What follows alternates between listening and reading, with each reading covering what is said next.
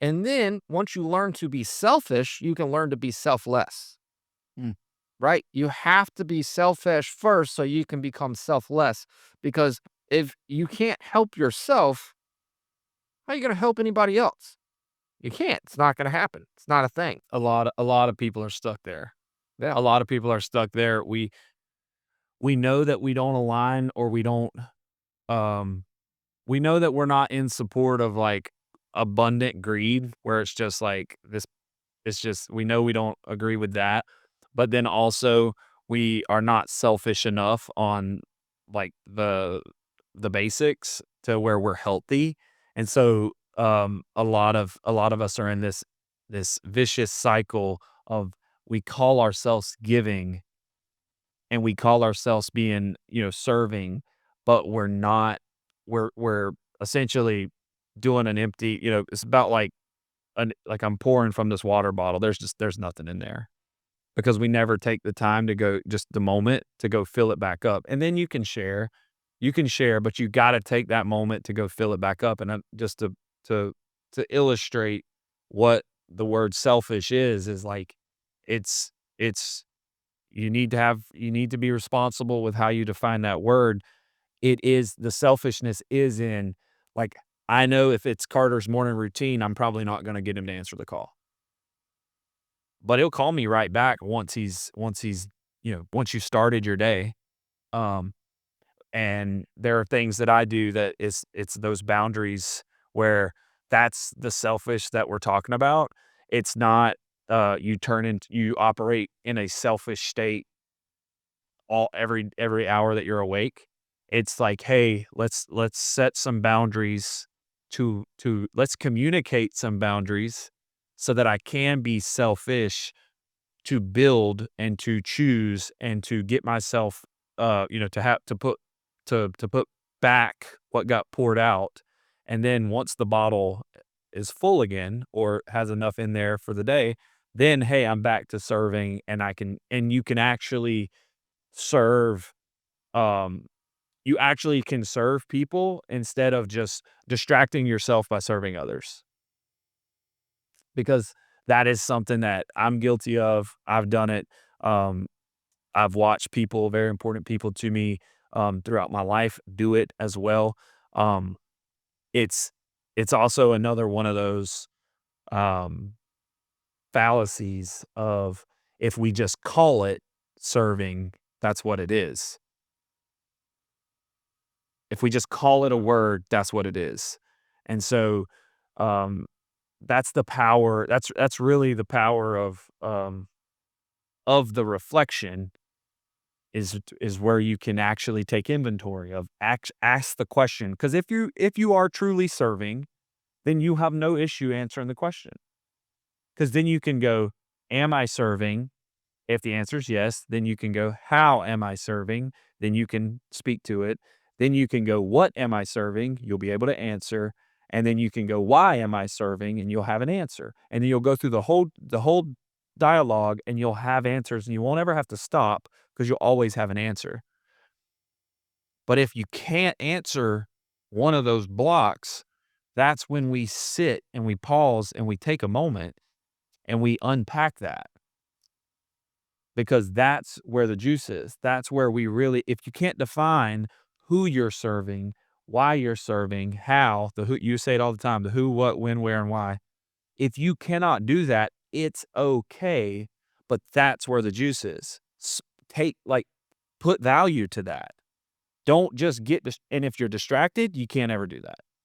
If you're too distracted and you're just you're distracted and you're reacting to distractions, you you have a harder time getting to that place, which is where I really enjoy, and that is where I look forward to getting to those moments where I can answer those questions. And again, for me, I'm a little old school I like to write. So I will write out my tree. I've actually with AI, I've gotten to where I'll talk it out and I've given it prompts to question me on the who, what, when, where, and why as it helps me become more efficient at my reflection. And um I know I know that was a lot there, but I wanted to simplify it for the audience to make sure they didn't misinterpret the word selfish because that's and I hope I did a good job of is that what you meant by when you gotta be selfish first before you can be selfless?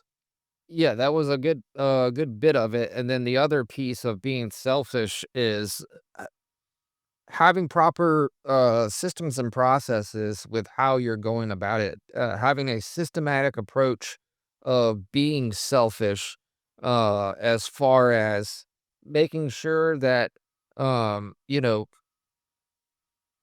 you do have that reflection point. You are checking in on, where you're at with it and having because the other piece, the systematic approach to it is putting boundaries in place, enforcing boundaries, because those are key and making sure, like you said, you do have, the juice there, to put into somebody's cup. But then once you start going and pouring the juice, there is a high degree of responsibility that comes with that, and discernment is required. And then you must become a good steward of that energy. Mm, So once you've cultivated, because that's what we're talking about here, we're teaching and talking about the process of cultivating energy, right?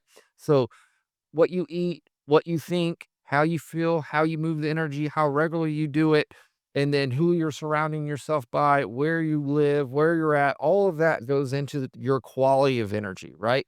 Because your quality of your energy dictates the quality of what you're creating, the results that you're getting. So, um, with all of that, when you have this high potent energy, right? You've got to be a good steward of it. And so having a systematic approach to how you're deploying that energy, how you're sharing that energy, how you're serving others, and making sure that you're not being self-serving, right? Because when you're trying to serve, you want to obviously you need to balance out the dichotomy of things. And because what you're gonna find is a lot of everything that everybody's struggling with is they just don't have a systematic approach to, dealing with the dichotomy of life, right? They don't have a filter, they don't have a process, they don't have a system, lenses in which they are like so in this situation, we're talking about selfish versus selfless, right? So you got to balance the two. They're both required, right? So then you need to have a systematic approach to how you're going to do that.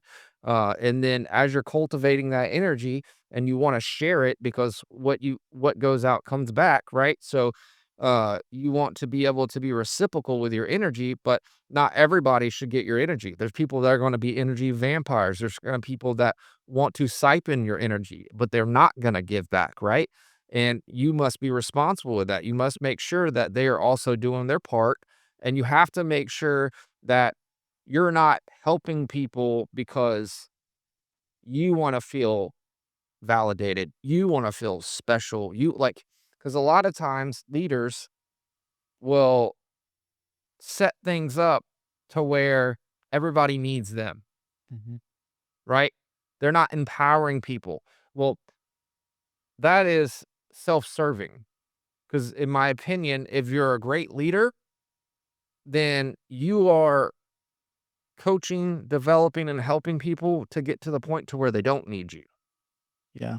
And if that's you doing a great job, but a lot of times people don't move that way because their own self worth Is isn't de where it should be because they're focusing on everything outside of them and they're mm, trying to get validation from others and validate that they are good or that they are special or whatever through people having yeah, see nobody can get anything done without me.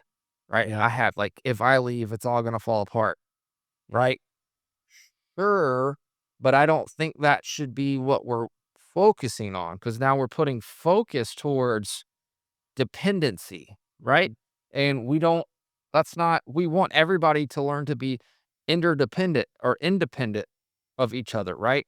To where everybody can hold down their own lanes. And then if we can all do that together, the sky's the limit, right? And so the best way to help people is to help them help themselves. 100%, yeah. And so with all that, it just the selfless and the selfish, it's just learning to balance out the dichotomy of the two, just like with the feminine and masculine, the good and the bad, the higher self, the lower self, right? All of those things.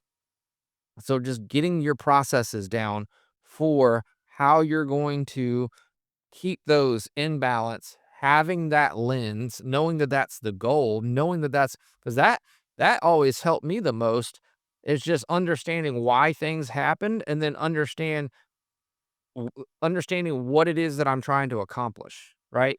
And what the what the goal is. But just understanding why something's happening in itself helps take the sting of stuff away, helps take the like to where it feels like it's not I can't achieve it or I can't overcome it.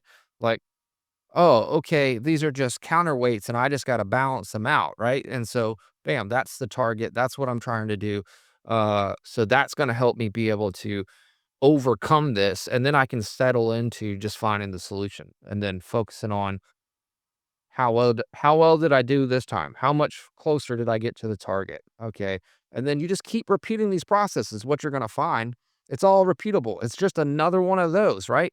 And then the further along you get into this, the less sting things have, right? The less you're in the energy of it. And it now you can really focus on what you're doing and really get good at channeling